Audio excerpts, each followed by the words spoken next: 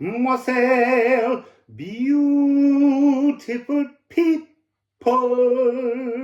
Bum, bum, bum. Yeah, there's all this martial energy going on. So I'm going to be doing the ending of the grand water trine possibly tomorrow or the next day, because that's when Mars will enter into Leo, and that's when we begin to fix in a new philosophy somehow. But today we just need to let all the anger out.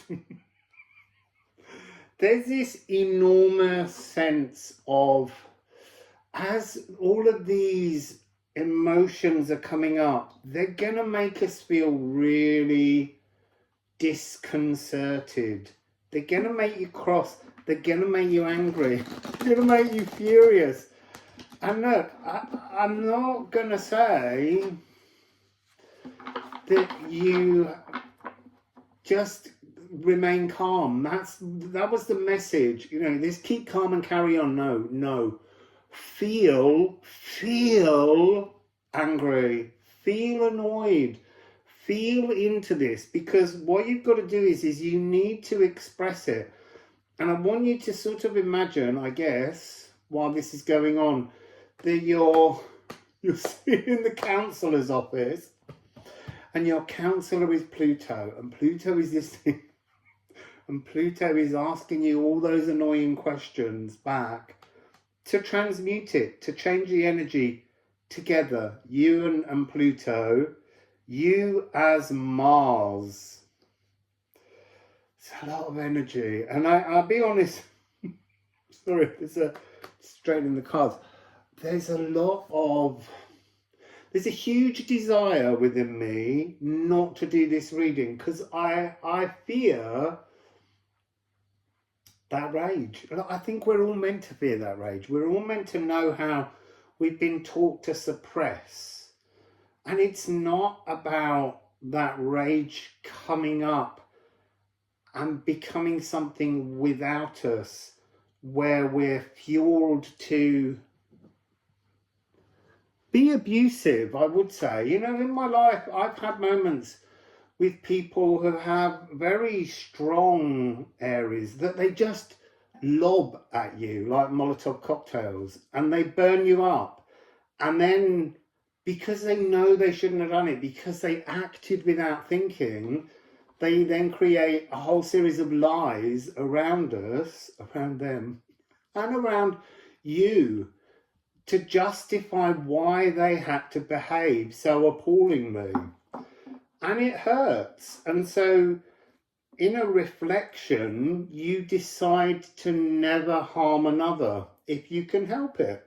And I think that's the place a lot of us are in. And here we're just being asked to partly to understand others who haven't grown up enough to be able to sense when to just compassionately just say, do you know what, I'm really sorry.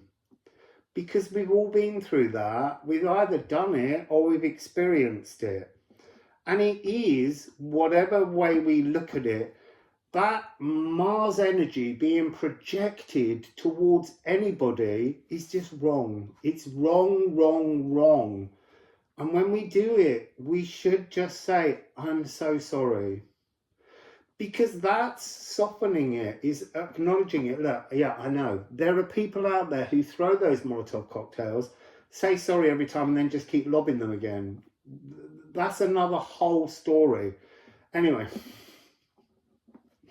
let's go into the cards and let's see what messages come through. I want to talk briefly, though, about the difference between this Mars energy and the crocus of Mars, which is about divine Mars energy, divine masculinity. It's a different frequency, and many of the single Mars actioners will never appreciate the divine Mars. It's almost, oh, you see there, it's almost like the difference between Mars the warrior and Mars the farmer. So let's just go in and see what messages. My lights come out angrily, furiously. I'm trying to bring this down so that we all look at it within the storyline of our great soap opera. We all know. See, I'm just I had such a rage to come in and I didn't want to do it. Because I was like, I'd rather just come in and laugh. So, look, we all know these people. We've all experienced them, and we've experienced the abuse that they bring to others. And it is shocking. It is really, really shocking. And look, here's another thing. You can't use that as an excuse for behaviour. You can't go, well, you know, I've got a very strong Mars placement, so that's the trigger to show you what you need to learn then, surely. You see, my Mars is in a stellium in House 10, Virgo. And it's got a lot of much bigger players in there, so it doesn't ever really come out. It takes a lot to make me angry. Or you know, or furious. It just it's not part of my frequency, but I'm lucky in that I'm not being challenged by it. The point I'm making is don't allow yourself to use a stereotype to excuse your behavior. If you do something that you know has hurt another, fess up. That's the answer. Don't go around making up stories to justify why you did something. You did wrong, and there's nothing wrong with that. We're all meant to do wrong. So anyway, let's just get into this reading, because it's 7 minutes. But maybe that is the message. Look, we've all got to just transform our Mars. The whole world is designed to enrage us. You know, there's so many barriers that get put in the way of everyday existence for people that we are meant to face frustrations, because while they're red hot, they're of no use to us. We've got to cool them down into crocus of Mars. It doesn't want to give a message, it's just that you just keep talking. I want a card! Oh, I'm going to get angry with it. Give me a card! Oh. See, now that is so funny. So this is the moon in Sagittarius. This is the next new moon after the one on the 1st that we've just had.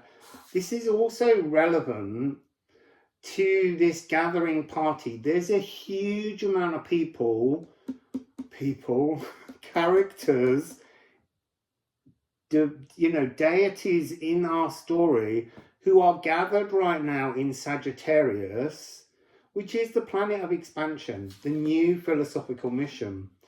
And they're all gathering and chatting and gossiping and talking, and they're almost winding up the single Mars within us. We need to work out how to be our double Mars. I'm really parched. I've got some water down here, which I've chilled in the fridge.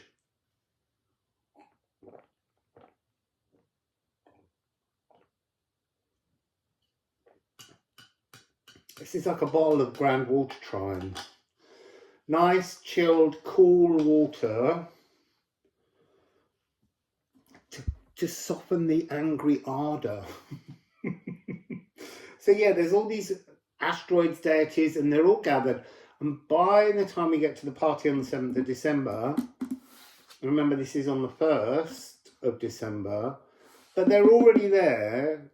They're there right now, loads of them. They will have scattered and moved to various new positions in both Capricorn and Aquarius that are part of this ongoing story.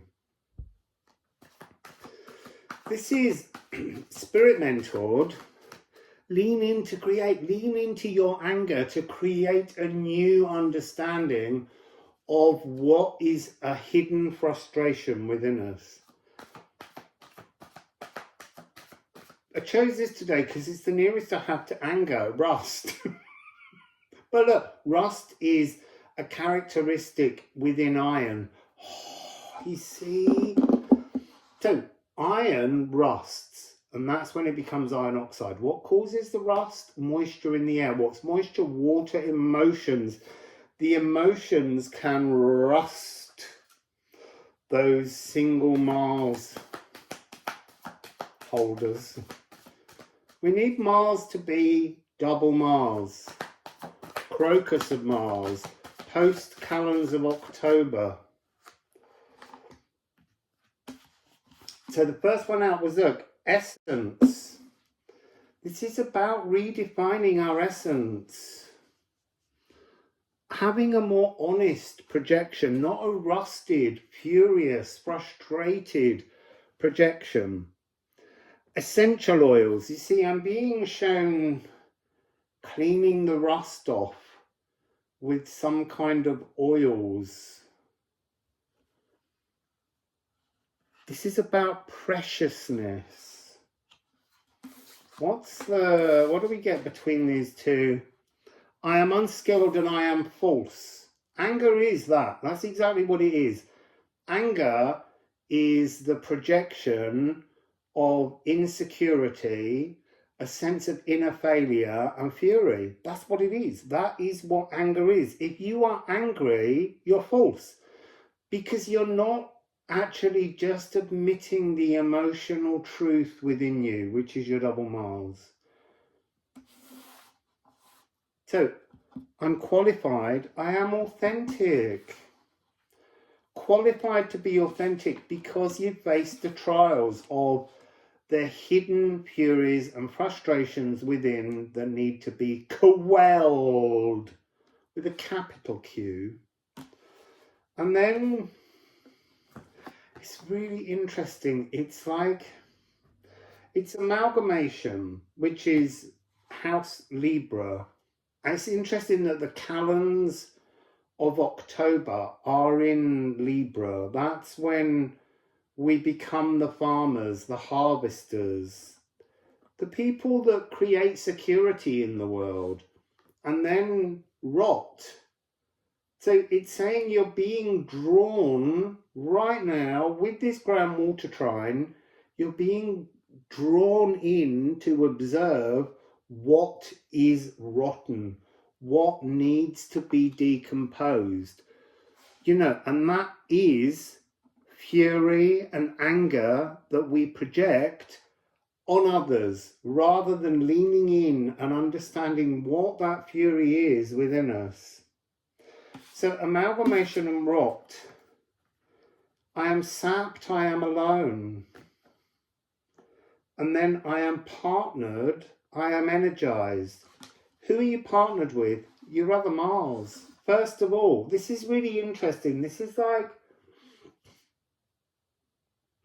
it's like a kind of hierogamous is what's coming through. A holy marriage. But this is not a holy marriage between your masculine and your feminine. This is some kind of holy marriage between your masculine and your divine masculine. Before you even go towards your divine feminine. And that you can be a woman, you can be a man. That's another point. We're talking about the Mars energy that comes with that Aries, the galactic inheritance of just blind rage and fury. And that's what we're trying to deal with. And yes, we do have to calm it down, but we have to actually let it rise first. We need to be almost shaking with rage to appreciate what that, it's like the genie in the bottle. I'm so surprised that the petulant Djinn card hasn't come out. It's like the genie in the bottle. It's like you've just put a stopper on all your rage and anger, and when you finally let it out, it's why genies, often jinns, do these really cruel things, because they're angry. Let's see if it'll come out. That would be so amazing. And that is Scorpio, which is where this new moon now has been. It's a kind of card of death and rebirth. I might just dig it out if it doesn't come, because we can cheat like that. Got 4 cards. So what have we got? We've got Earth. We've got Phallus, sudden symbol crash. This feels a little bit like toxic abuse today. Like when that rage is bottled up and it suddenly comes out as a kind of hit or a slap or a bang or a knock. Ah! Queen Kunks, look, this is... And that... Eased emotional justice. Look, you are at odds. When you have single Mars energy, I don't know what the word is I want to say. It's on the tip of my tongue. Like unexplored, it just keeps bursting out in this Phallus kind of energy. And it's a physical truth. And it's meaningless. It's so completely meaningless. Which is why so many narcissists are so brilliant at both apologising and turning the blame on you. Because that's what they do. They can't face the wrongness in themselves. So it's easier to make up falsehoods and accusations and push them onto another. And look, I've had that. Not even necessarily only in loving, sexual relationships with friends. There are people out there. And I remember once there was someone who their aggressiveness, their fury with themselves that they projected onto me broke me for nearly 3 years. I lost my ability. So immense and powerful was this energy that they used to attack me with. And it wasn't physical. It was total and utter mind and emotional abuse. And I let them. So this is why we have to find a way to deal with these things, because we can't bring that energy out onto others. We have to understand that when we hurt another, we apologize truly from the heart of our soul, because we ought to feel ashamed that we let that energy out. It's a powerful, frightening frequency that we need to face within us so that we can control it and not lob it as a psychic Molotov cocktail. So, I nearly fell off the cushion I'm sitting on them. I feel a little sitting inside my little bottle, my little genie. So yeah, this energy of being at odds with things. So what do we have? We had meaningless, which I just talked about, and asleep. It's like being asleep at the wheel, is what I'm being told. If you are asleep around the notion of your anger or fury, you're just going to run someone down. And that's what happened to me. I got ran down by someone who, rather than getting out of the car and, resuscitating me, just told the police, the policeman in our head, because there's no one around. And there was no one around. So they just told all the people around them that it was all my fault. And that's something where we're damaged by Mars. And then we don't want to look at our own internal Mars frequency. We have to look at these things. Well, this is an interesting reading. So difficult.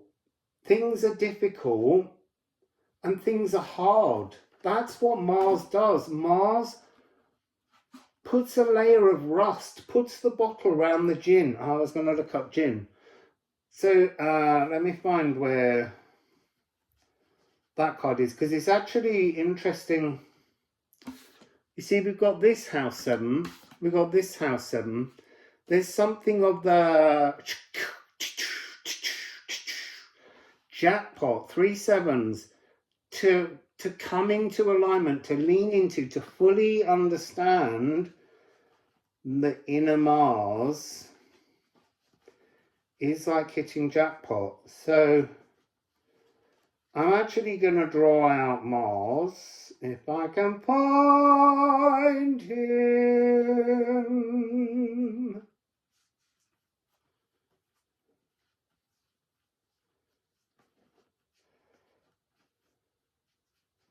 And I'm being shown an image of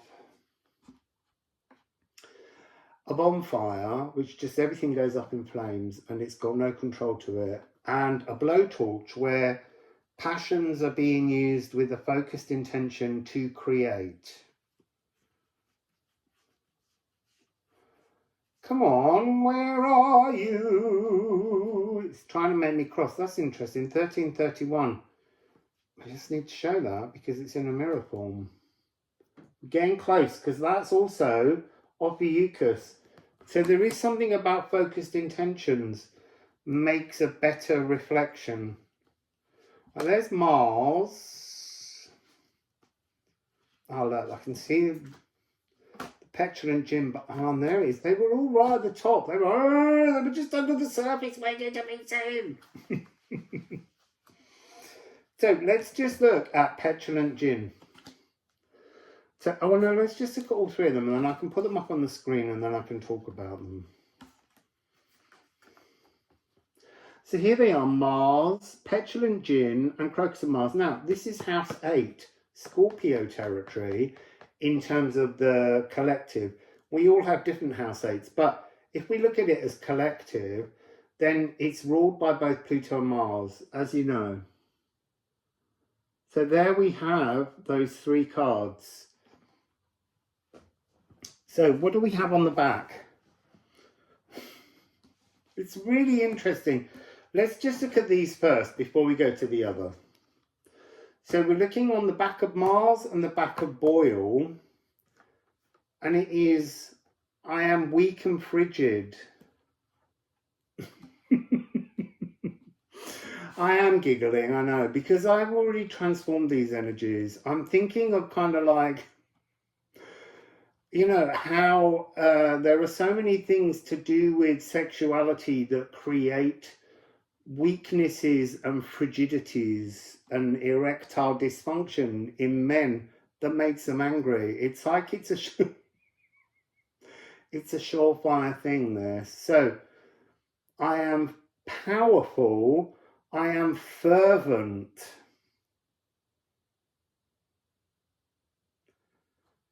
You see, there's something in this. There's a really interesting line. Keeper of secrets and guardian of veils. I can't move my legs. They've got to sit in my cross-legged genie position now. Djinn. So, what do you keep as secrets and what do you reveal? Because secrets can be toxic. At times they can be really destructive, so there's a real strong sense of a fury at being given a secret, because we often talk about secrets needing to be shared, and yet I also get this energy of secret wisdom that can't be shared at certain times because people are not ready for it, because it will give them some kind of post-traumatic stress disorder. It's just an interesting energy that's coming up in this frequency. Now, this one burped as I picked up the divine masculine, divine hierogamous energy, but we're really talking about this first.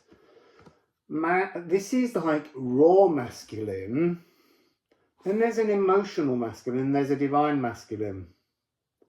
Maybe this is the emotional, maybe the divine still is Saturn when he's in tune. I don't know. You have to make your own decisions. I'm just pulling through, but this is talking about double Mars. But Mars, I am becoming I are the polarities on the back of this, and they really do they refer to this idea of actioning your sublime divinity.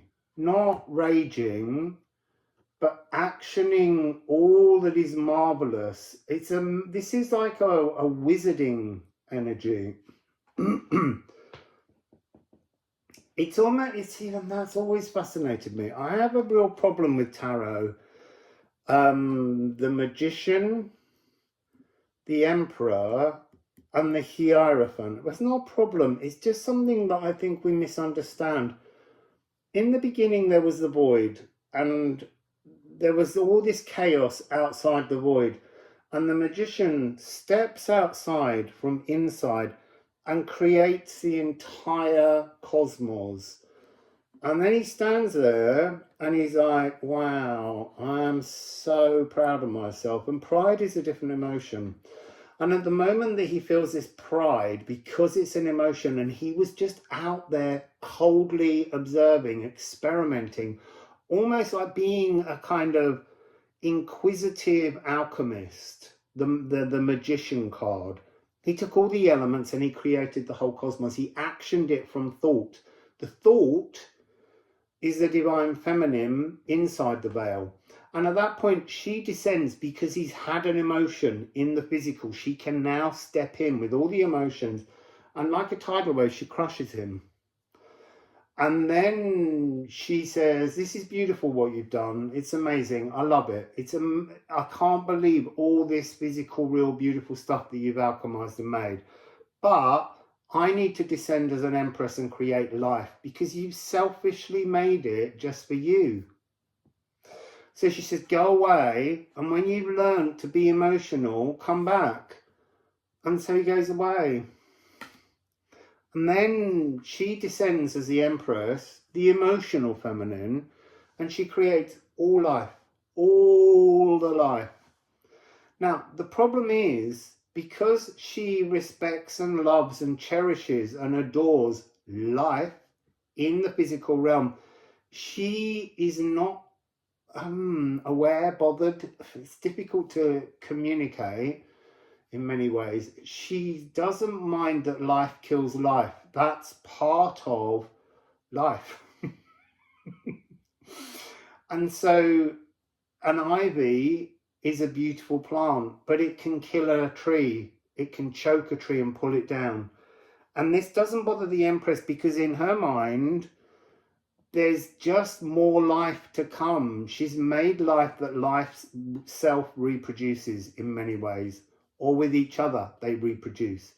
So the raw masculine magician comes back, having learnt emotions, and he comes back as the energy that I call the gardener, the emotional masculine, the true emotional masculine, not this toxic warring energy, is the gardener, the harvester, the calends of October energy, where he prunes and works and decides how to get life to live harmoniously together. And this impresses the Empress, and she's really amazed that he has learned and has come back and he has transformed his toxic anger. And then he has an epiphany and he becomes the Hierophant. He becomes the divine masculine, where he understands even more the spiritual emotions that are being played out through the physical world emotions. And then that means that we now have the energy of divine, emotional and raw masculinity. And then they become, because they're now both capable of understanding divine and divine emotions on earth, they become the lovers, and together they create a new world. A world where we need this hierogamous marriage of I am me and I am I. Thought and action, intention. So there's this energy here that says the crucible of creation, the bridger of realities. That's what they become as the lovers.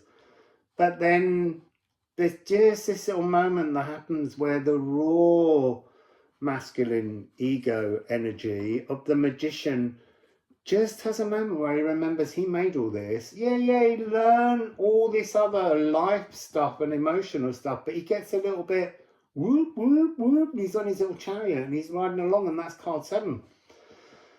And then she comes down as card 8, strength. And it's the maiden and the lion. And this is the Kali Ma raw feminine frequency, where she takes the lion, the warring creature, the scary creature, and she holds his mouth open and she just says, I thought we agreed that you would learn to be divine and emotional. If you keep this up, I'm just going to kill you, because I can make you again in the physical. That can be done. And that's that energy of Eris in this deck. But anyway, it's just to explain this relationship between raw ego and the crushing of other egos, because this is a deeply, deeply aggressively selfish, toxic, I will survive over everything frequency that has to learn to become divine and remain divine, and not to let this energy come back through. So I don't know what else to say. It was clearly an energy about the toxic angers. And don't get me, you all need to understand, this is in men and women. This is not, I haven't just spoken about this. It's done as gendering because it's most often seen that way, but it's within all of us. We can all be aggressively raw, masculine, toxic, whether we're a man or a woman. You know, the person that was the most toxically aggressive to me was a woman, and that popped a huge bubble that I had, where in my naivety, I just didn't believe women could be so mean. Anyway, it's a story that's over. I brought it up because it needed to be used to help explain away how these energies can be extremely toxic and harmful, in a way that what you're really doing is you're keeping your own anger locked away inside the Djinn's bottle. You've trapped it, you put a cork on it, and every now and then it burps, but that burp is like some kind of toxic fumes that's almost destroying other people. So face it, release it into the grand water trine, because we're getting to that point on the 5th where then we're building where we began, a new philosophical mission moving forwards. So anyway, Wassail, beautiful people.